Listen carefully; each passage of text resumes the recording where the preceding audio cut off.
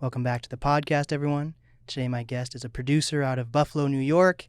He produces for Jae Skeese, who was also a previous guest on the podcast. Back in July, he released a beat tape, which I thoroughly enjoyed. 3 songs, just amazing. And I'm excited to learn more about his background. It's my pleasure to introduce Mitch Arizona. Appreciate it, man. Thank you. Thank you for having me. Of course, man. I'm a big fan of Jae Skeese, and I'm a big fan of your guys' music you make together. And it's cool to see the progression. Like, you've been working with like Billy Esco, Jae Skeese, all these. When I was talking to Jay, it was just exciting to see like the community that's been built up in Buffalo. Oh yeah, for sure. And it's been like that for a while too. You know what I mean? These are all my brothers though, so it's like, we've known each other. Well, I've known Billy Esco since I played Little League football with him. So, Wow. 8 years old, you know what I mean? So I've known him before the music, so that's just been a friend of mine. And, him and Skeese, they grew up 2 streets apart from each other, you know what I mean? Right up the block. So they've known each other from kids. So it's like I met him later in life, but I just played my role as a producer and just, we connected all the dots. So we've been doing this for a while. Hell yeah. I'm happy to start seeing people recognizing what we do. When did you start getting into music? And so I was originally a DJ. Ooh. Yeah, so I've been DJing since I was a kid. I've been on the radio station here as a kid. I was DJing parties on turntables. That's how I learned the right way. Hell yeah. What I mean? So my grandma was really into music and my mother's into music, and she gave me some records and I went from there. My mom bought me some turntables for Christmas, and the rest is history with that. So, but producing, man, what's crazy is what's fruity. I still use FL Studio. I've been using FL Studio since it was probably, I want to say either FL3 or 5. Wow. Like, you know what I mean? It's like 21 now or something, right? You say what? It's like FL 21 now or something like that. 2021. I'm using 20, so it's like I think they just came out with another one, but I've been using it that long. You know what I mean? Just messing around with it, as a youth, and so I would say maybe actually making beats. Not saying they were the best beats, but 2004. Wow. 2005. So. Going back that long, you know what I mean? Shit, maybe even before that. I can curse, right? Yeah. All right, yeah, like maybe even before that, to be completely honest with you. Like, it's because somebody might timestamp me with the how long Fruity Loops been out. So see, I call it Fruity Loops. So There you go. That tells you how long I've been using it. So, but like seriously, it started, 08, 09 is when I started. I went to college out of town, and I was playing basketball, and I just, my love for that was shifting towards music, you know what I mean? And that's when I started developing my sound, pretty much kind of what you hear now. That's one thing I will say about us. Like, what you hear now is what we were doing 10 years ago. It's no different, Wow. And we never switched our sound up. We were those young kids on soul samples and things like that. And we never switched up. That's why people, they got to give us our flowers. Yes, sir. So you went to school for basketball? Yeah. Mm-hmm. Ooh, what school? Yeah, it was called Tiffin University in Ohio. Oh shit. Small little town, Ohio, yeah. Small little town. How far how far away is New York from Ohio? That's a trek, right? Nah, not that bad. Cause you got Cleveland right up from us. You gotta remember, so we're on the western side of New York. Let me make that clear right there. We're from Western New York. We're not from upstate. We're not from none of that. We're from literally the most western part of New York. So you got Cleveland 2.5 hours away. Oh. You know what I mean? So that's right there. And my school was about 2 more hours past that. So, it was about 4.5, 5 hours. It wasn't bad. That's not bad. I was talking to my friends because I'm in Seattle, and I was like, yeah, I used to go to Arizona all the time on road trips. It's like, that's so quick. It's like a 4-hour drive. And then my friends are like, dude, that's like a 15 to 20-hour drive. What are you talking about? I'm terrible with directions. So. Got you. Yeah, Seattle, man, I've been wanting to get out there. I love it out there. Dude. Like just seeing how it is. Like, I've never been there, but like just seeing how it is, the vibe, the colors, it looks I feel like it fits me. Yeah, the music One of my scene favorite and producers from out there, man. oh, you do? One of my favorite producers is from out there. I believe he's from out there. You're talking Jake about One. Jake One. Yes, Yes, sir. sir. Hell yeah. Up there. Give him his respect, man. Yeah, he produced one of the songs on J. Cole's last, yeah, the album he just dropped. Yeah, he fire. And we also have Chase Fade. He's not, I guess he's a producer and he's a little bit of a rapper as well. But he's also like a full-time videographer. He shot the Dreamville, the Revenge of the Dreamers 3 documentary, actually. Oh, he did that. That was nice. Okay. Yes, sir. Up. And we were place, man. Yeah, you're not going to come through for the tour? I was just talking to my boy Potts right here. I was just telling him I was thinking about doing it, but when is that? 17? I'm actually gonna be in Miami with my lady, so I can't. Hey. You know, I'm gonna be tied up that weekend. But you know, if I wasn't doing that, I would have definitely tried to go out there. I'm gonna get out there though. No problem about that. I just started a NAST Cypher series, so I'm having like artists that have been on the podcast come and like headline different ciphers around the city, and it's fire. It's pretty cool. So maybe we could talk about me sending some beats up for that. Hey, that sounds dope, man. Sure. So how old were you? So you said 2004, 2005. Like how old were you when you started then? Producing? Man. Yeah, 13, 14. Holy shit. I've been DJing since I was like 12, so I started DJing at like 12. Wait, did you do like any shows at 12? Like yeah, I was doing parties. So like, you know, you got your backyard parties, you got your graduations, all that. I was doing a lot of those. Yeah. Holy shit. That's craziness. My mentor at the time did a lot of old school parties. So when I say old school, like, you know, like the 70s, 80s, 90s type of music for the older crowd. Yeah. And obviously, if you listen to my music, maybe not some of the stuff that's on, you know, Apple Music, but if you listen to like the rap, more hip hoppy stuff that I do, you know, you could tell that I have like that old soul, you know. So I used to go do these old head parties. We'd call them old head parties. Mm-hmm. I would go to those and, you know, I just enjoy myself. I love spinning records. You know, I love doing it the right way. Yeah. What do you think about the sync button?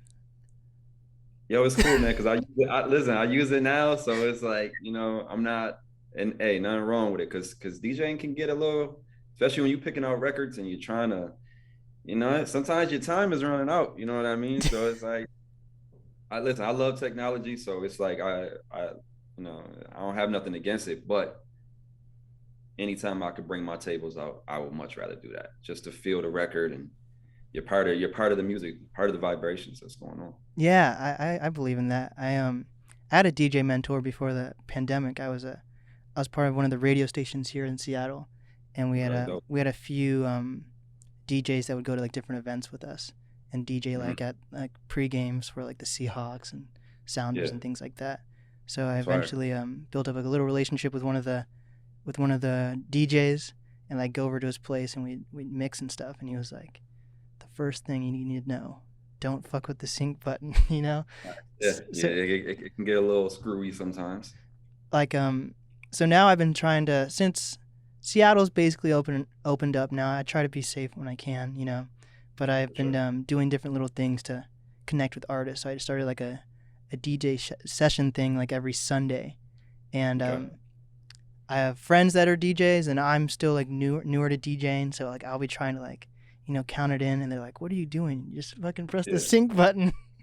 Right, for sure. Yeah. You just gotta, man. If I could say anything about that, you just gotta feel it, man. Mm-hmm.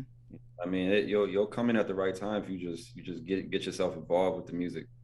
You know what I mean? Like I said, let those vibrations. If you ever see me make beats, like any of my friends that see me or anything like that, I'm always touching the speakers. I gotta feel that shit, man. Like, you know what I mean? Like that's how I know if it's right or not. If I can feel it. So it's the same thing with DJing. Like I said, when you holding that record and you know, even on the new pioneers and stuff like that, you can still, you know, I tap those buttons. I tap the buttons like I'm making beats. So it's like, you know what I mean? Like that's how I look at it. Yeah. I look at them like I'm almost out there kind of creating the beat with our sets. Cause I DJ the sets for Skeese, for Billy Esco, you know, all my friends. I'll always do like we just did the Conway show that was here. Billy Esco randomly performed. We went out there, did a quick little 3 right before Con came out. You know what I mean? So it was like, I'm always ready. It's what I love. So I'm just trying to, you know, stay in tune with the music, and it's just another way of, you know, being creative. Yeah. You know, that producing can get heavy on you sometimes. You know what I mean? It's tiring. You know what I mean? Your eyes hurt. I'm getting a little older. I got to put my glasses on. You know what I mean? So Oh shit. it's just another outlet, man. Wait, do you have the blue light glasses? I do. Yes, I do. I just got a new pair with those on it, man. They're nice too. I know that's some old man talk, but they're nice There we go. So though. you've been able to meet like all of Griselda since do you produce for any of them, or is it mostly like Billy and Yeah, um it's mostly that. I have so I be telling my friends this all the time. I'm probably the only person, shit, probably in the world that got a West Side feature without ever, asking him or being around it. Like he was on. This is something I'm gonna make sure you go look this up too, because it's a legendary West verse. It's the song called Satin Jackets. It was mm, on Billy Esco project called Avant Garde, and they were down in Atlanta, and obviously that's where West lives. And Biz is, I call him Biz. So whenever I say Biz, that's Billy Esco. But Biz down there doing it, and he ended up sending it back like, "Yo, West just hopped on it." And it's funny because West hopped on the part that's where West is known for like the loops and things like that. He hopped on the part of the beat where it's like a loop. There's like a 12 bar loop on it or ooh, some shit like that. And he hopped exactly on that part, of course. You know what I mean? And this is like, what year was that? 2014? 2014. wow. You know what I mean? So it's like, them boys know who I am. You know what I mean? It's just they've done what they've done with their producers, Mm-hmm. which you gotta respect. The same thing as Skeese and Billy Esco. Like I'm their producer. At the end of the day, you're gonna always probably most likely see something produced by me for sure. Mm-hmm. It's almost a guarantee. Even if it's one joint, two joint, because nowadays they're trying to branch off and get their sound out there, and I understand that. But at the end of the day, they know that you know Mitch is gonna have what they're looking for, basically. Hell yeah. What is Yeah. do you know the history behind the Griselda doing like rapping over loops? Yes. It has a lot to do with another first class member of ours. He go by the name of Camouflage Monk. I'm sure you saw that name before. So I call him GI. We know him as GI, but you know he was down in Atlanta. He moved to Atlanta, and this is around that what 2012, 2013 ish, around that time when West was. Man, he might have been on the Hitler Wears Hermes 2. Mm. It was like a low number. It was like a real low, like in the beginnings of that shit. And he would be playing these beats for us, and they would be loops. And I'd be like, "Yo, what is this, man? Like, where the drums at? Like, can we add something to it?" He like, nah. We don't. This is what we doing with. And I'm like, me, like I loop. I sometimes I loop. You know what I mean? And or I'll chop it up a little bit, but I gotta add something. Right. But that's just me. I gotta add a little spice to it. That's just me personally. You know what I mean? I wanted to do something different. But whether I'm looping or not, I'm always gonna make the shit sound like a Mitch Arizona production. How I EQ it, how I'm not gonna give all my secrets out there, but like how I create that sound, that warmth that's me. For the most part, you're gonna know when you hear a Mitch Arizona beat, for the most part. Hell yeah. Especially if you know me and you're around me and my aesthetic matches my sound. That's what's important to me. So yeah, them boys started doing that because Derringer was doing that. You know what I mean? So that was like it was Derringer and Camouflage Monk. Those were the ones that were doing that. Those loops. And they just took it back to the old hip hop shit. Yeah. They found that void. If you really look at it, they found that void. That void was missing from hip hop. Yeah. Nobody was doing that. The old heads wasn't rapping no more. You know what I mean? And now they got them back on their shit. You know what I mean? Besides, like, there's some people that were still hungry, Jada Kiss, people like that. But, it's not weird for us to see them on these songs Mm. because they brought that feeling back. Right. You know what I mean? And Buffalo is automatically a hip hop town anyway. Like, it don't matter if you're white, black, Asian, Spanish. There was always a hip hop night here somewhere, always. You What? know what I mean? Like underground hip hop was always been big in Buffalo. Derringer was an underground hip hop producer. You know what I mean? That what you hear now is not how he used to produce. You know what I mean? But like I said, you got to sometimes, shift your sound and make it work. And it worked. Mm. What are you, by the So way? You look like you could be mixed with something. yeah, I'm black and white. My dad was black. Yeah, Oh shit. um, is white. Yeah, I feel like you could be like you look almost Moroccan or something. that's fire. That's fire. Most people think I'm like Puerto Rican, especially from Buffalo, because there's a bunch of Puerto Ricans here. So That's funny. everybody think I'm Puerto Rican, but yeah, So what do you? bi. Where's it? My bad. I just said biracial. Biracial, like logic. I guess.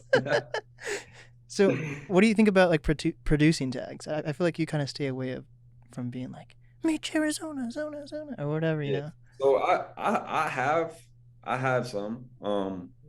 And I feel like producer tags are all about if it feels right. There's sometimes there's beats when it's like, yeah, I gotta put my tag on this one Mm. because it fits the moment. You know what I mean? It's like there's good ones, and it's like my tag currently right now is theatrical, so it's not saying Mitch Arizona. You know what I mean? Like I shouldn't tell them where I got it from. Yeah, I ain't gonna tell you where I got it from, but like if you hear some of like we got a project, a first class project about to drop this month, Ooh. and you'll hear it on there. You know what I mean? So you got Skeese on there, you got Billy Esco on there, you got OG Soul on there, and you got one of I'm not gonna call her my artist, but she's part of first class as well. But she's kind of more involved with my sound. Her name's Drop Dead, and so she's on there, and that's like the class. Oh. So you know what I mean? I did what is it? It's like 8. No, it's 8. I got yeah, it's eight of them on there. I did 6 of them. And then you got OG Soul, who's part of us. He did one, and then Camouflage Monk did one. Does that have to do with those SoundCloud songs with the red jersey? You know, there's like a little no, it's not secret, but there's like a SoundCloud account that you guys release some music under that isn't on like all streaming services. Is that what? Are you talking about the project? Yeah. No, we haven't dropped it yet. Oh. Yeah, it's about to come out now. It'll be on Apple Music and whatnot. It'll be on all the streaming services. So There's some SoundCloud account you guys release some singles on. I forget what it's called. But it's not on like Red October. Maybe. Because the Red October is like that's why we're dropping now. So that's something we've been doing for a while now. We used to drop like that's when everybody would get their shit off and go ahead. You want to drop some music? Let's drop some music. Let's just flood the whole shit. Like on some Kanye shit. That's what I think Ye was doing that shit. He had the actual Red October. In October though, but was it in October that he was doing that shit? Well, remember that time he dropped all them shits? Oh shit! What was that called? It was the Good Friday series thing. Good Friday. So he was like doing that and just flooding, the whole month with shit. So we picked a month to just go with our shit. Yeah, you might be competing with Drake there, right? With October's very. Yeah, that's he'll be all right. That's like the second home. Toronto like the second home. That's right here. So hell yeah. Oh, and yeah, a lot of people don't know that it's literally an hour and 15-minute drive from here. Wow. Did you what was that Drake song that was leaked with Benny? When was that? It was like a week or two ago. Yeah, I heard there's some songs. I don't know about it. I heard some music out there. That's what I heard. That's what the streets of Buffalo is saying. The streets of Buffalo. That's dope. So, are you mostly just producing for Buffalo artists, or do you produce for artists like in Atlanta or LA or? I worked with some other artists. A guy out in San Francisco. I met him through our wide receiver that used to play for the Bills. His name was Stevie Johnson. His cousin was like a rapper out. He actually used to be like, just a little backstory on him, because shout out to YB. I call him YB, but his name Rich Rocka. He from San Francisco area, but he used to be down with like the Black Wall Street shit with the Game back in the day when Kendrick was on that shit. You know what I mean? So he was like involved. He was with Akon. So it's like he knew the business. He learned the business young and then kind of branched off independently and started kind of doing his own shit. You know what I mean? But I work with him. He's fire. But I've always stuck to my crew, man. That's what I wanted to do because I felt like we made the best shit. Like, especially off of what I was producing. I feel like I have like this thing when it comes to producing where I always tell producers to work with, or even artists to work with people around them, because we all breathe the same air every day. We in the same environment every day. We can relate there on life, or universally, like we can universally relate on that aspect of life. Right. You know what I mean? So it's like we could probably make some fire shit. Not saying you can't go work with somebody, somewhere else, but I just feel like that cohesiveness is not going to be there. I don't like sending beats out Right. because one, I want people to talk to me. I want people to know me. You know what I mean? I feel like that comes with, what you're doing. Because at the end of the day, you're gonna be like, damn, your beat's fire, but yo, you a cool motherfucker, man. I can like kick it with you on some regular shit. You know what I mean? I can like hang out with you. Yeah. It's not weird. We can't only just do music. You know what I mean? We could talk about some other shit. Let's go talk about some clothes. Let's go talk about some art. You know what I mean? These are all things that I like as well. So it's like let's branch it out and then bring it back to the music. Hell yeah. And the sound you're gonna have is amazing. We might make better music than you've been putting out because we created a better vibe. You know what I mean? So, I've worked with people. I could probably work with more people. I just like to stick with what I'm comfortable with and what I believe in.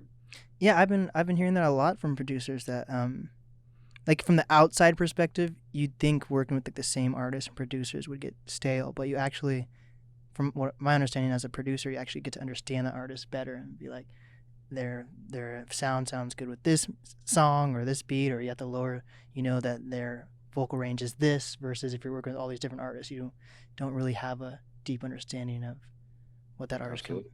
put out. Absolutely. And then because we got a roster of people, there's certain stuff like, yeah, Skeese, and this might not be Skeese, but this is definitely Billy Esco, or this is definitely for OG, or this is definitely for Drop Dead. You know what I mean? Like my options aren't limited. You know what I mean? It's just now it's going to be a little harder because now we all building as a team, as a unit. Mm-hmm. Do you guys? But the music is good. And that's at the end of the day what matters. And that shit will speak for itself. Yeah. I also like the 14 trap. Is it 14 trap doors? Yeah, fire. They're These my guys are boys. Yeah. dope. Yeah. I grew up playing basketball with Short. That's so crazy. You guys are all just like from the Buffalo area. How big is Chris. Buffalo? I call him Chris. That's my boy Chris. But Short. That's my man. Yeah, they're fire.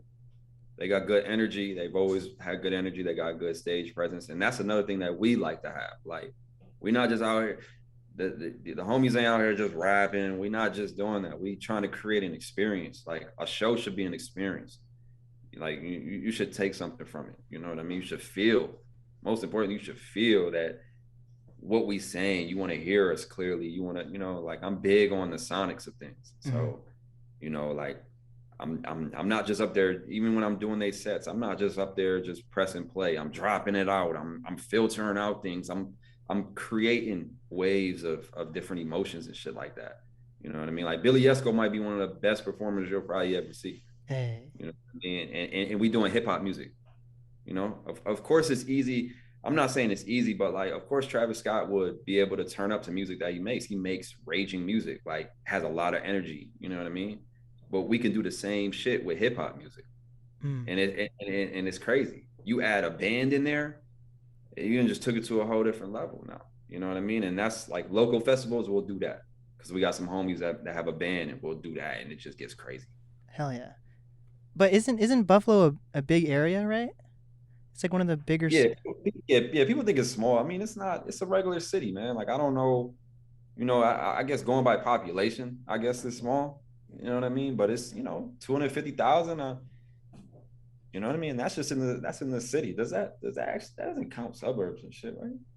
No. Yeah, our suburbs is booming. So it's like there's a good amount of people in Buffalo. You know what I mean? So, but it is a small. How can I put this? It's one of those cities where, oh, he doing that? Oh, I'm about to do that too.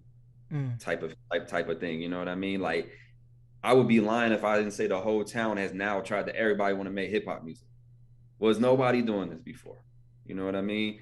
Like, it ain't for everybody. That's the problem. I think the people that stick to their sound are the ones that's gonna blossom off the city. You know what I mean? They just trying to now all follow suit. And that Weston and Griselda and drum work and BSF, they got that lane. Let them have that lane. You know what I mean? All it's doing is putting spotlight on our city now. Right. But now go with your shit and get your shit off. That's That's probably how I look. it's probably good to be part of a crew then, right? Because like if everyone's trying to copy that sound a little bit, it probably forms like a crab in the barrel mentality. For But sure. if you're with your crew, you don't have to really worry about that drama. Because y'all just gotta focus on what y'all doing. You know, your target market. You know what I mean? But you know, we were the ones in the city. You know, probably for the past couple of years, we were always like the local festivals and things like that. We were usually always the ones closing it out and doing like that. You know, we've been doing the groundwork. You know, we just got to work a little harder as far as doing the business side of things. Because I think we got the creative art side down. We got that. You know, we're all artistic. We all got that in us to do that. It's just let's get more business minded. Can And I think that's another thing that Wes and them were doing. They were developing that. They were networking with the right people. can you And break down people what you mean by that? By be more business oriented or minded? just like, you know, trying to build up a target market. You know what I mean? You want to, all right, we got, and start looking at the analytics of things like the numbers and seeing that, okay, we got 100 fans. All right, how do we turn that into 500 fans now? How do we take that to 1,000? Because what people fail to realize, I was just talking to Potts about this, like that's how these independent artists are surviving and living good, because it only takes about, you get 1,000 to 5,000 followers, right? Amount of, and I'm talking not followers like Instagram or anything like that. I'm talking about people that support you and do and like everything that you do and will support you. You get that, and if they breaking bread with you every month, like a certain amount of dollar amount, it doesn't take much for you to be making six figures off just support system. And that support system is going to turn into a label looking at you maybe. And if you can work out the right deal, now you straight. You know what I mean? Now they got the marketing down. Now they got all those things down. But it's just the simple things like that. Just staying consistent with the marketing, you know, and like I said, staying true to yourself, man. Yeah. That's the most thing for me. And then you might end up on the NAST podcast. There you go. So how is Jae Skeese working with Conway and all those guys helped your brand even? Because like people probably know that you're the one that's producing a lot of his songs. Yeah, absolutely. It's definitely, you could tell, you know, people hit me up now, you know, they're trying to work and things like that. But at the same time, as just me personally, I have a certain integrity about myself. Mm. You know what I mean? And I can't just work with anybody. You know, I gotta, but I'm gonna, you know, it's opening my eyes up to new people that are doing things. You know, eventually me and Khan going, you know, do what we do, because you know, we talk, you know, every time we see each other, and you know, hey man, I need some beats, you know, like that's how he talks. But he's a very, you know, you got to just kind of catch him at the right moment. It's and that's another thing about this. It's all about being in the right places.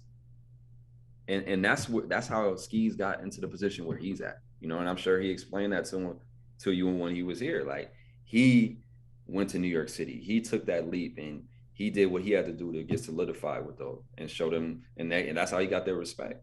You know what I mean? So now all I can do is be the best Mitch Arizona that I can be and produce on a high level and just continue doing that. And eventually everything will fall into place. Mm-hmm. You know, because I have, like I said, I got the West know who I am. You know, we've already done something in the past. Conway, you got Skeese. I'm always producing for Skeese. He sees me, he knows who I am.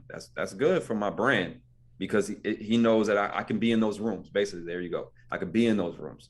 And then with the BSF side, you know, I don't know if you're familiar with all their artists, but Ricky Hyde. Yeah. So Rick Hyde, I went to grammar school with him. Wow. I've known him, you know, we're these are my friends. I know them. So I have, you know, I just sent something over to him. So it's like I'm connected in all those things, you know what I mean? And I always have been. It's just I gotta always just do me, man. Like I just have to do me, and I'm not gonna change my sound. I'm not gonna try to conform too much to a certain artist. You know what I mean? I'm the one laying down everything. So if it works, it works. But if it doesn't, it's okay. I just got to keep going because I know my sound will take me to that next level. Right. So, you know what I mean? But I also know that maybe I should utilize these connections a little more. Maybe that's something I should do. But I'm just remaining patient right now. I'm just trying to work on my patience. Like, you know, my kids just got here. I got three little girls, man. Hey. So that comes with me working on my patience and things like that. So sorry if it gets a little loud. They about to come in the house, but Pa's about to tell them. But I'm just trying to play my part, remain consistent, and I think it'll take me to that next level, which, I'm getting there. I just posted something today and I was like, is our time coming or are we amongst it? Because I feel like everything is what you make it. I could turn up tomorrow and maybe do something tonight that could change my life. It's just about what I want to do now. The ball is kind of in my hands. Skeese just put me in a position like, yo, you could be in these rooms now, so you got to make the best of it. You're a grown man, you got to make the best of it yourself. Right. The same way he did. You know what I mean? So. And go ahead. What's the next level for you? Like, what does that mean to you? Man, I want to have, like, my brand is like Club Arizona. So like, that's my brand. So I want to do that and, develop whatever sound that I want to do. You know what I mean? And it doesn't, like you said, you like the Rise of Phoenix. That's my other side. You know what I mean? Because you never really even, I'm surprised you didn't ask me where I got my name from. Like, that has a lot to do with my sound. I'm going to be honest, that's not your real name? Nah. I feel like that could fit for a real name. Oh my gosh. Not even close, man. Not even close. Like, my name's Kenny. So it's like, oh my God, I mean? Like, Kenny. That's fine. But that was the point of me doing it. I used to go by my name. It used to be Kenny B. That used to be my producer name. And I was like, you know what? I don't want people to know it's me. Like, it was on like some weekend shit. I didn't want nobody to know it was me. So I created this whole alias name, which ended up working out perfectly because, it has to do with the desert, obviously, but it's about the warm and the cold aspect of the desert. You got the two spectrums, you know what I mean? And I feel like I deliver that warmth, but I still got that, I'm from Buffalo. It's going to be a cold side of me. My beats are going to sound, they can get rugged. It's like, I'm trying to think about what it is. It's like a beautiful wool sweater, right? But that shit itchy as hell. You know what I mean? Like, if that makes any sense, like, it's a good sweater. It's going to keep you warm, but it's still rugged at the end of the day. You know what I mean? My drums still got to hit hard. You know what I mean? That's something I've worked on. Everything's got to hit hard, but it still had that smooth aspect. So, that has a lot to do with, like, just my sound. My kids' names is around that. It's crazy. It's like, that's why me building my brand is important to me, because it matches my lifestyle. Like, my whole family, if you see my family, like, we all match. We're very cohesive, and I want my music to match with that. And I feel like a lot of people try to sacrifice. They say you have to sacrifice your family or whatever like that, and your time and things like that. And I'm trying to figure out how not to do that. You know what I mean? Because I want to be I try to be the best dad I can every single day. I want to see my kids every morning. I want to, when they go to sleep, I want to be there for them. But I still got to have that high level of integrity when it comes to making music. I think that's important. That's important for sure. It's very important, so that would be the next level for me. Obviously it would be like, oh, I want Drake on my beat. It's nothing like that, because that's not organic to me. But if it happens organically, of course. And what's crazy in this world, nothing is too far-fetched anymore. For sure. You know what I mean? So it's like, but right now as a unit, I know, we're working on building ourselves again and trying to get like I said, the business side of things and the cohesiveness right, to where as a brand, as a group, we could take it to the next level, so we can all do what we want to do. You know what I mean? Because Billy got, what he's doing with his clothes, his hats, know, he got a whole aesthetic about himself. Skeese got a whole aesthetic. The way he carries himself and moves around is totally different from us, but it works for him. And that's what his fans love most about him. They can get to him. They can talk to him. They can, you know what I mean? They can see him. They can ask him questions. He always does that. You know, I'm probably the only one in the crew that's kind of the more laid back in the cut person. Mm-hmm. Wait, so but it works for me. Do you guys? So you talked about being niche. Is that something you want to be? Do you want to be niche, or do you want to be someone that is kind of like a? I don't want to definitely. I'm not trying to compare artists whatsoever, but you know, like how like a Hit Boy, he was very niche for a while, and then the next thing you know, last year he fucking produced a Nas's album. That I gotta find a way to get in contact with him, because how he is and the things that he does, that's me. That's me in my city for sure. Hey. For sure. Because my sound can go from lo-fi to R&B to trap to some hip hop shit to some grimy. I could do it. That's one thing I've always like. I practice other genres. That's important. Like I'm constantly like working on my practice and things like that. And that's what he does. You don't know what he's capable of doing. Mm-hmm. Like, you know what I mean? So it's like, that's a perfect example. Like I'm like that. I feel like we are very close in what we do. Hell yeah. I see that, man. Shout out to Hit Boy. So you do eventually, once you get like a bigger platform, you want to expand out. But right now the main goal is to just make sure you and the people you came up with are eating. Absolutely, yeah. For sure. And gotta just, you kind of got to get a little more business minded and know like, yo, there's money to be made out there, and that money can just not only change your life, you know what I mean? Because I do this for my family. That's what I do this for. Obviously, I have the love for it, but when it comes to what am I actually doing this for, and it's for my family, of course. You know what I mean? I don't really have too much to prove to anyone in Buffalo. Right. I love my city, but everybody is, like I said, it's a lot of following going on and a lot of not real stuff. You know what I mean? And luckily for us, I can't speak for everybody, but I'm just saying, I know my crew, we've always stuck to who we were. You know what I mean? And we were the ones, the trendsetters in our town. And, that's important about being in Buffalo, because people don't understand that concept is like, because we're not that big of a city, we had to figure out other ways to get fly. Right. We didn't have no artists to follow. So we had to figure out, man, listen, you could go all the way back to the 2000s and shit, and you'll probably hear people saying Buffalo in their verses. That's like a Buffalo thing to do. Like always say the name. For whatever reason, you're going to always hear like, man, I'm from Buffalo. Like you're going to always hear some shit like that for whatever reason, because people love their city. You know what I mean? So can you break down like the biggest difference between like a Buffalo, New York, and like a New York scene? Man, I think it's just a size thing. Like it's like, that's a hard question to ask, because it's like it's nothing the same at all. We're not, if anything, we compete with them. It's almost like a competition. They look down on us. They think we're from the country or something like that.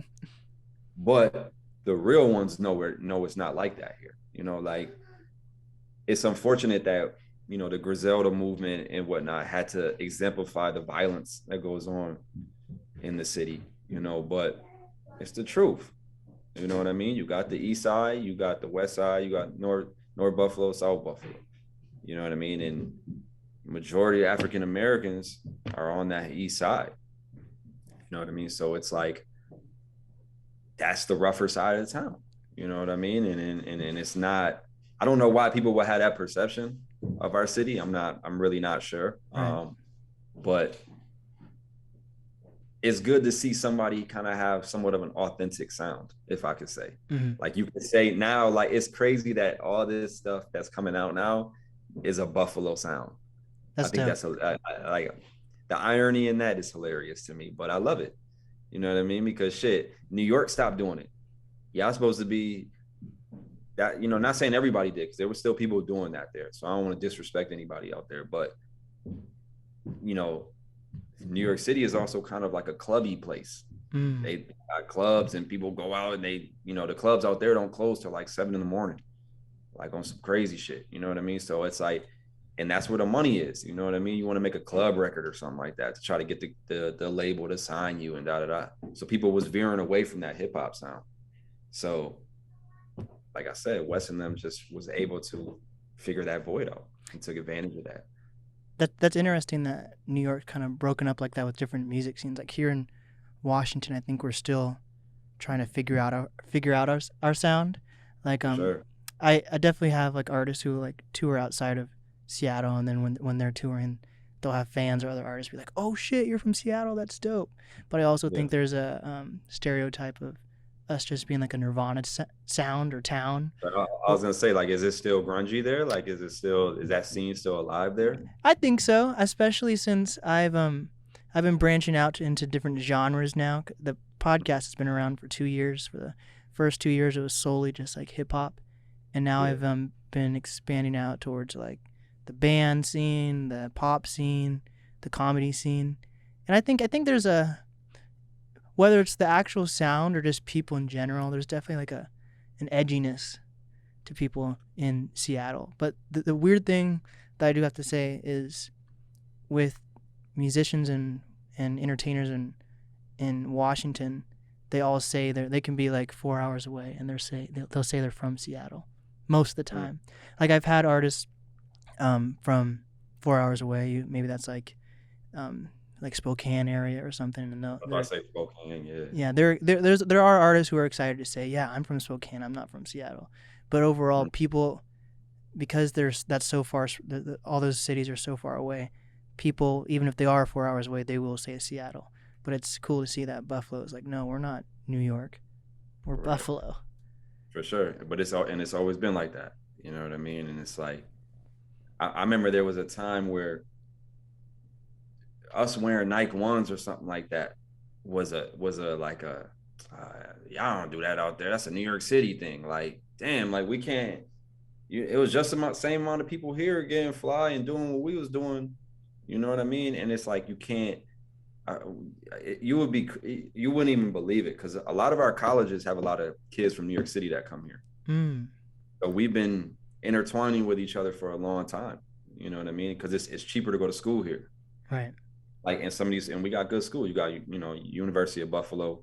You know, and then you got Buff State. Buff State is where Billy Yusko went, and that's the more party school. That's the more, you know, more urban school. If you would say it's in like the heart of our, like it's more closer in like this Elmwood area, which is like the more funner area of Buffalo, I can say. You know what I mean? So, but yeah, you were just getting arguments with people, you know, and it's because they got the YSL on or the Prada, but we doing Prada and stuff, but we doing it in a different way, because we can't go to those stores. You know what I mean? Like, we're not going to Gucci stores and shit like that. We don't have those here. We don't have none of that stuff here.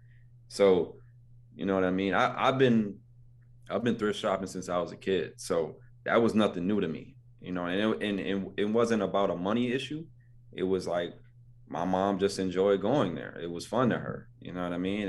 And I started enjoying it myself. You know what I mean? I actually have a like a vintage store coming out soon. Like me and my lady are doing one. So it's like, you know, I have a whole collection in a basement full of clothes that I've collected over years. And it's like, it's because I was doing it at a young age and I already had the stuff. I didn't just start going to the thrift stores, you know. But that's just another thing that makes, you know, not only myself unique, but my crew. Like, we are. So this is the thing about my friends. A lot of them grew up on the east side. I'm from like the west side, but not even like the west side, because the west side is like, you know, the Spanish side of town. I'm just kind of in the middle of that. My mom floated around. She was a single mother. You know, we did whatever. But I went, you know, I don't want to say the hood, but I went to the hood. That's where all my friends lived. You know what I mean? I didn't live over there. I didn't stay over there. So I would never try to be that tough guy, because I'm not a tough, like, that's not my persona. I'm not here for that. Right. But my friends grew up in these environments. So I was in those environments. So I understood what it was like to be over there, you know. And then also you got a lot of schools here. If you go to kind of the good public schools, you're mixed in with different people. So that's one thing I've always loved about Buffalo. Like, it's like a big melting pot at all times. Hell yeah. You know, you have hood kids here. You're gonna have the middle class, the upper class. You know, third ward, like people from third. You know what I mean? Like, you know what I mean? It's like a melting pot. That's what this whole city is about. And I feel like the only focus is on, you know, the violent side of the town right now. Yeah. And it's more to offer here. You know what I mean? And I feel like that's where we come into the picture. You know what I mean? Because we not no punks or fugazis. We not trying to fake anything. But that's just not what we promote, and that's not what we on. Yeah. You know? Like I've always considered like us, we're like, you know, it's funny. So I can make a reference to like a New York type of thing. I feel like Queens was like the rugged place, but had the intellectual people. You know, like, you know, obviously, you know, rappers that have come out of there, they were more, you know, like I said, more intellectual. They were more thinkers and things like that. They were reading books. They were doing different things than other people in other boroughs were doing. You know what I mean? And I don't know why, but it just seemed that way. Yeah. And that's kind of, you know, what was going on. Yo, can you turn that light on? Yeah, I think the light, it just slowly got dimmer and dimmer. My bad about that. Yeah, no worries. That's dope though. I think your vintage store idea sounds awesome. I'm super into thrift shopping also. I think that's where I get my best clothes, honestly. Yeah, for sure, man. So you know, it's called the Cactus Shop. Hey. Yeah. So again, tying in with the music, you know what I mean, and things like that. And it's weird to see like Travis do all these things with like cactuses and stuff like that, because it kind of sucks. It's like, damn, I was like kind of doing this shit already, you know what I mean? But it's okay, because I just got to continue to do it my way and you know, work out. Yes, it will. Yes, it will, man. Mm-hmm. Tell me about your raising. What is it? Birth of Phoenix. Rise of Phoenix. Rise of Phoenix. My bad. I just had my daughter. Synonym. Her name is Phoenix. So that's where that's from. And obviously, you know, the rise, like the Phoenix is about, you know, the bird rising up and things like that. So I tend to do things to like dedicate my children. Like I said, I incorporate my family life into my music. It's important to me. You know what I mean? So I wanted to, you know, if you look at all those names of the track list, those all have to do with the actual mythology behind the bird of the Phoenix. You know what I mean? And it's funny that you got the word New Era in there, you know, especially coming from, because, you know, New Era Caps is from Buffalo, New York. Oh, shit. So, I didn't know that. So it's funny. Yeah, the headquarters is right downtown. So it's funny to see that, you know, come up. So it just felt right. You know what I mean? But yeah, I just wanted to put out some new tones, man, and just show people kind of what I was on. Because like I said, I was getting caught up. Have you gone to my SoundCloud at all? Yeah, I've checked out your SoundCloud, and I've checked out like all your featured stuff as well. Yeah, so like if you go like on my page, like all those, I was doing these beat tapes, and I was like, that's eventually, because I remember we were talking about this earlier. That's also another thing that I probably am going to get into again, and it's like on some K-Tronada shit, like start putting out projects like that, more curated vibes. You know what I mean? DJing more and trying to change, because I'll DJ little things here and there, like in the town, and I'm known to play like the B-sides. I'm playing the shit that you know, but you haven't heard in a while, or you know what I mean, that you usually don't hear in this type of setting. I'm gonna play those songs. You know what I mean? So it's like sometimes I just, but then again, I was just messing around with sounds, and I like everything to, you know, if you hear, it's a lot of vocal chops throughout all the songs. Oh, I want to talk about that. I feel like you have a thing for, what is it, Giveon? Yeah, I did sample that. That wasn't in that. It wasn't in the Rise of Phoenix. It was like Buffalo. Yeah, something. What was it called? Buffalo something. Winter in Buffalo. Yeah. Winter in Buffalo. Winter in Buffalo. Yeah, no, because that was the Brent Faiyaz joint. Oh, I get them mixed up all the time. You did both. You did Giveon and Brent Faiyaz. Yeah. I mean, and it's not about me liking a specific artist. Like he's cool though. He's cool. A unique voice. My thing is this: if I hear something, like I'm gonna immediately just be like, I gotta make this my way. Mm. I gotta make this feel how I would make it feel. You know what I mean? So that's what's important to me when I hear samples. It has nothing to do. It could be Shaka Khan. I know that was random, but I'm just saying it could be anything. If I feel like I like that shit and I want to turn it into some Mitch Arizona shit, I'm gonna take you. I'm gonna tell you. I'm about to say I'm gonna take you there. Some drum work lingo for you there, but nah, yeah. So I was just, sometimes I'll do that. Yeah, I get that. It comes off very creative and artistic. I feel like people should know automatically that like a producer is an artist. It's Nah, but and that's something I need to probably focus on myself more. To be completely honest, sorry about that, man. Kids up there. yeah, no worries. That's something I probably need to focus on for myself because that's why I dropped the stuff on Apple Music and things like that. And but I remain in that sound. You know what I mean? I'm not dropping like a more lo-fi thing or anything like that. I'm trying to have those heavy drums, them Atlanta drums, but on some alternative R&B soulful shit, because that's my sound. I've been doing it, so I don't feel wrong for doing it because I've been doing it. Hell yeah. You can go back and look at the tapes and you'll hear the sounds and you can tell like I've been doing that shit. So if anybody ever called in, and I plan on putting all that shit up eventually on all those platforms because I don't want it to waste. Even though I don't like my sound over the years has gotten a lot better,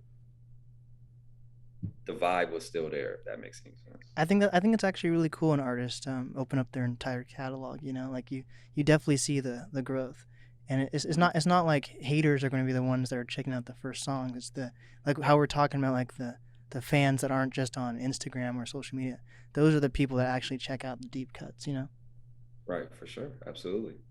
So what is some of the biggest things that changed for you during the pandemic? I think I have already noticed some of the things, but tell the audience. Yeah, besides the birth of my daughter, what else, man? I mean, I consider what Skeese is doing, I feel like I'm a part of that. So, of course that, um, and shit, man, I'm still here, man. My whole family's here. We're all healthy. That's the most important thing to me. Hell yeah. Yeah. Well, is there any advice that you have for any up and coming artists, creators, influencers? Um, Man, like I said, man, you just kind of gotta I think it's just important in this society to just remain being yourself. And like, no matter what that is, just be you. You know what I mean? And you really it might take you longer, but if you want to name the big names, look at the Kendricks, look at the J. Coles. It took them longer because they were doing what they wanted to do. And now they're able to do whatever they want to do. You know what I mean? And people are gonna jump on it no matter what. Even though to me that's kind of corny, but I think I can look at them and tell like, yeah, that's who they are. That's what they represent. Yeah. You know what I mean? Like of course I'm a fashionable person. I like clothes and shit like that, but I can't judge J. Cole for what he's wearing. That's what he wants. That's what he wants to wear. Then let that man wear what he want to wear. He still make great music. He's still a great human being at the end of the day. You know what I mean? He shows humility. That's like another main. You know what I mean? You got to show humility in this shit. And I'm learning myself. I'm still trying to get over my ego. Like we have a crew filled with egos, so we're constantly clashing. You know what I mean? But we all know how important we are to each other. You know what I mean? And sometimes don't be afraid to ask for help. That's like another big thing I'm learning that too. I need help. What can you do for me? You know what I mean? Just jump off that porch, man. Go make something happen. Yeah. This world like open. This shit like this shit like hit the reset button. This shit started all over. Yes, sir. Like literally, you can go do whatever you want now. Like I feel like I feel like college is not about to be a thing soon. There's like a lot of things that are changing. People have an entrepreneurial spirit and just want to get it themselves now. They don't trust nobody. They don't trust anything. With you saying that, do you want your kids to go to college? Man, I'm not gonna force them to, man. I'm not, because I graduated and I felt like I did it for my mother. You know what I mean? My mother still has my diploma at her house. I don't even got my diploma. I think that was more so for her. You know what I mean? Yeah. But I'm not. I'm not gonna tell them not to, but I feel like if you're not going for something specific, don't just go do it. There's no point in you going to do it. You can go pick up a trade. You can go do something else. You know what I mean? Like all my man, they're gonna be great. So I'm not worried about them, and that's why I'm trying to set myself up now and put myself in that position where I can help them out. I'm not gonna do it for them, but I want to help them and get all the ducks in order for them so that they can do it. You know what I mean? And be that good example and be like, look, daddy did it. You just got to do this. You know, I want to help. I want to help. I didn't have nobody to help me. So shit, let me help you out and help you get to where you got to go. Hell yeah. What is the Yes, easiest sir. way for people to reach you? Man, right on Instagram. You can it's Mitch Arizona. Email Mitch Arizona Beats, or you can contact my manager, Potts Money. What is it, Potts? Yeah. It's just Potts Money. Mm-hmm. Yeah, it's just Potts Money at Potts Money. So he deals with if you like trying to get some beats or anything like that, that's the guy you want to contact. But yeah, man, just I'm looking forward. I hope some people see this. I hope some people are interested in this. I think you did a great job at interviewing. Hey, thank you, man. Yeah, you super professional. You let me talk. I know I get in tangents sometimes, man. I apologize for that, but no need to apologize for anything. You're a great guest.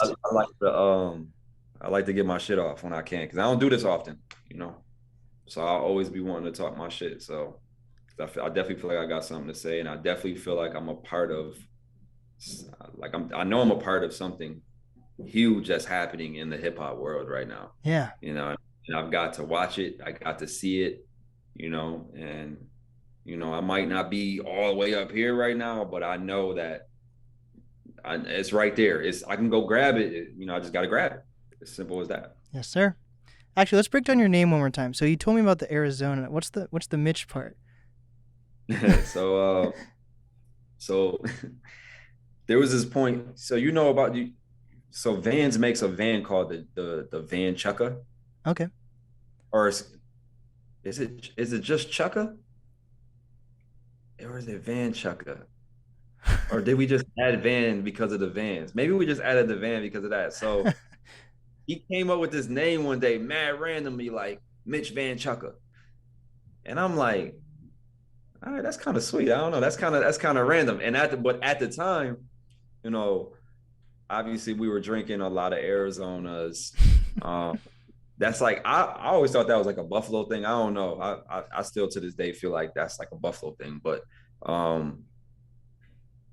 so that was an easy way to put that name in there. But like I said, once I started making these beat tapes and I started building around, this whole like deserty, cactusy vibe. Yeah. I'm like, wow, this could be something. Like I'm starting to like understand this shit. I like it. It's mysterious. The sounds are mysterious. You know what I mean? And it was like, hold on. I was trying to think about something I was about to say. Because I'm in the Taoism. Oh. So I like read a lot of Taoism and shit. And so if you listen to a lot of those beat tapes, the reason why I chop them up like that, or you hear a lot of repeating words, is because they're mantras. Yes. Trying to create mantras and trying to put something in your head. And I know a mantra will be different for everybody in this world. Like one thing you hear, you might interpret it your way, but I'm going to take it a certain way. And that's what I wanted. I wanted people to react to my music. It's like art. You know what I mean? So it's like seeing a Mark Rothko. It's like seeing that. Some people are going to be like, this is stupid. Some people are going to be like, man, look how the shit blends in together though. You know what I mean? Like they don't, like, that's what I wanted to do with my music. Cause I feel like people don't do that with music sometimes. Yeah. You got people that are just listening to whatever's hot.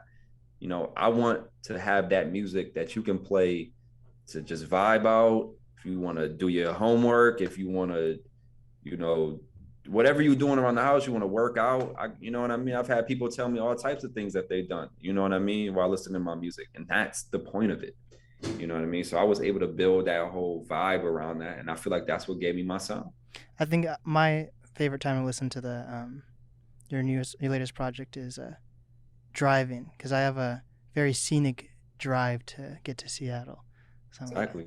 Works and it probably fits perfectly, and I'm not out there, but I will tell you that I don't know how true this is about Seattle, but I mean, I've heard that it's very like overcasty and rainy. And so I'm a Cancer, like my sign is a Cancer. So I'm a crab, so I'm like a water sign. Yeah. So I love the rain. Like that's one of my favorite. People be getting sad and shit when the rain comes. I love the rain. That's like my favorite thing. So that's why I always said I want to come out to Seattle because I feel like I would love it. You That got it, shit's man. to me, that shit like London of the States, if you ask me. We'll do. That's the vibe. I'm gonna start doing some more shows, so you can be on one of the NAST and Friends shows or something like that. Yeah, or like out there or something like Yeah, that. man, you got to come out here eventually. Sure, man. We could definitely do it. I would love to come out there, man. Hell I yeah. definitely want to do that. So you have been to Arizona, hopefully, right? You're not just Mitch Arizona and haven't been to Arizona. I haven't. Oh my god. Cut. What's crazy, um, what's crazy is Billy just went out there and he was telling me how he was like, you got to go out there, you will love it. And but that's it. But again, that's the beauty of it. I was able to tap into something, you know what I mean, of what I know what I like in life. So it's like I was able to tap into that and still develop that. I can only imagine how that shit sounds in Arizona. Yeah. You Here know what I mean? here in Washington, we have like every we have we have the mountains, we have the ocean, we have the forest, we have the desert, like we have everything here. It's Yes. craziness. And to be honest, that's kind of I feel like I've moved into kind of that more that route. You know what I mean? I love how that looks out there. I was watching some show. Some show was filmed out there, Mm. and they were like out there in the. It was like a Netflix show. What was that shit called, man? But anyway, just the whole architecture, things like that. Just the like you said, the forest. I feel like as I've grown older, that's something I could see myself like living around. I would love a crib out there and just be around them out like the outdoors, breathing that air. That air is probably beautiful out there, you know. Yes. So that's the thing. Like it's cool here, but you know all we have is a lake, you know, and it's pretty. Don't get me wrong, but you know you gotta drive to go get to places here. Like you know we got the Adirondacks, which is upstate. You got the Poconos, so there's places to go. You just gotta drive. It's nothing really over here too much, you know. Yeah.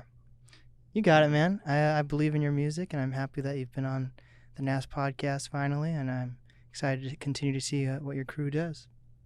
I appreciate it, man. Thank you so much. Of course. This is the NAS podcast with, Mitch, Arizona. and we did it.